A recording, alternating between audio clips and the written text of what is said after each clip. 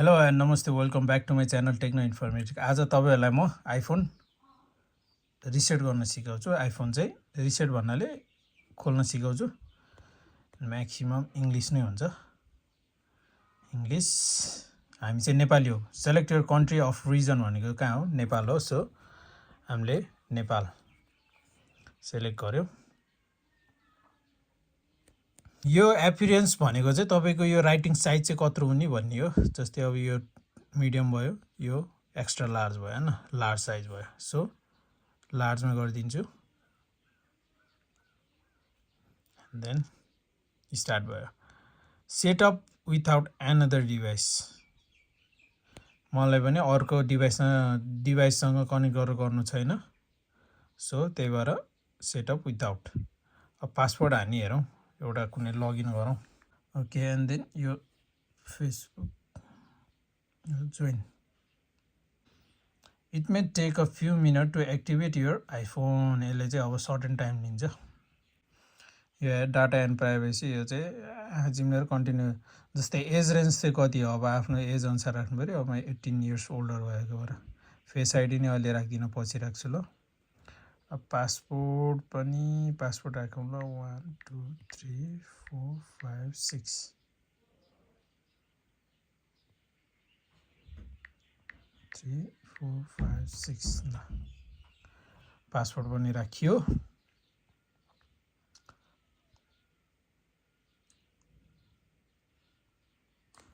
Okay, अब तपाईँले चाहिँ कुनै ट्रान्सफरहरू चाहिँ डाटा अरू मोबाइलबाट, पुरानो मोबाइलबाट नयाँ मोबाइलमा ट्रान्सफर गर्नुपर्छ भने यो अप्सन हो। जस्तै आइक्लाउडबाट ब्याकअप गर्ने हो कि फ्रम एनदर आइफोनबाट गर्ने हो कि होइन, म्याक अर पिसीबाट गर्ने हो कि फ्रम एन्ड्रोइडबाट गर्ने हो कि, त्यो पनि गर्ने होइन।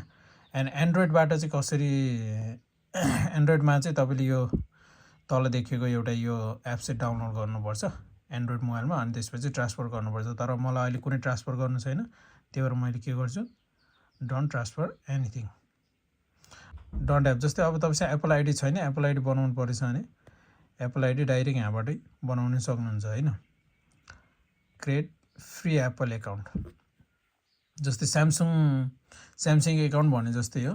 जस्तै हो, मैले अब मम्मीको लागि बनाइदिनु लाग्यो। रियल नेम अनि यो भयो। अब डेट अफ बर्थ हाल्नु पऱ्यो ल।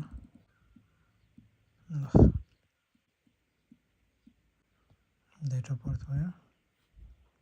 New Apple account. Apple account चाहिँ किन भन्छ, एप इमेल एड्रेस भनेको छ नि, यसमा चाहिँ हामीले जस्तै यहाँ तल देख्नुभएको छ होला जिमेल एकाउन्ट भने जस्तै यसमा चाहिँ @iCloud एकाउन्ट हुन्छ कि। जस्तै अरूमा चाहिँ हामीले यसरी के अरे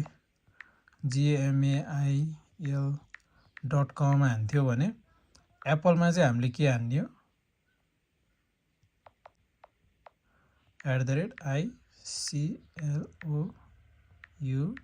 @iCloud.com भनेर यसरी हानिन्छ। एन्ड देन कन्टिन्यू क्रिएट गर्नु पऱ्यो होइन। So create. अब पासवर्ड के राखिदिनु भन्दाखेरि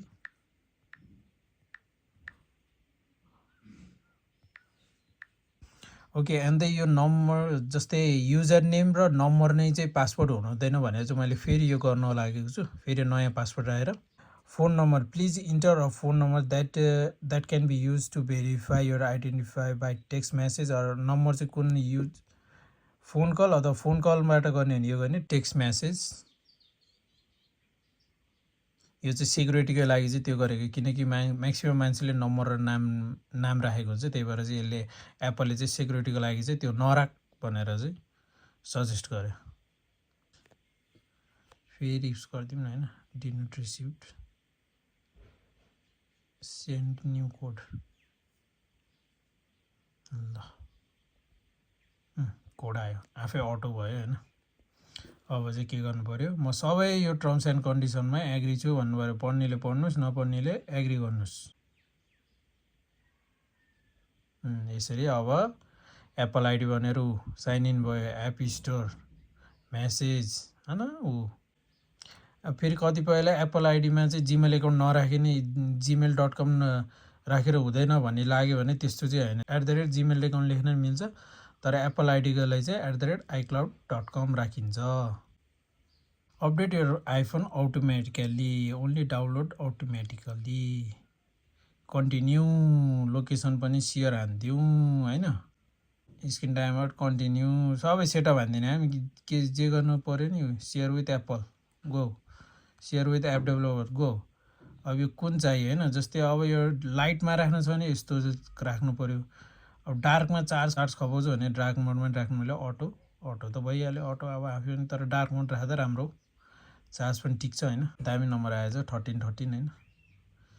welcome to iPhone, swipe up to start. डडङ डडङ डिस। यो एप्पल एकाउन्ट कोड यति ब्याट्री डजन्ट रिकग्नाइज, यसले चाहिँ आफै अटो डिटेक्ट गरेको यो ब्याट्री चेन्ज भएको भएर।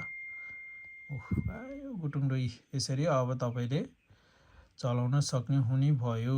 तपाईँको सेयर भयो एप्पल एकाउन्ट नि मनबुझ विश्वकर्मा भनेर एप्पल एकाउन्ट पनि बन्यो।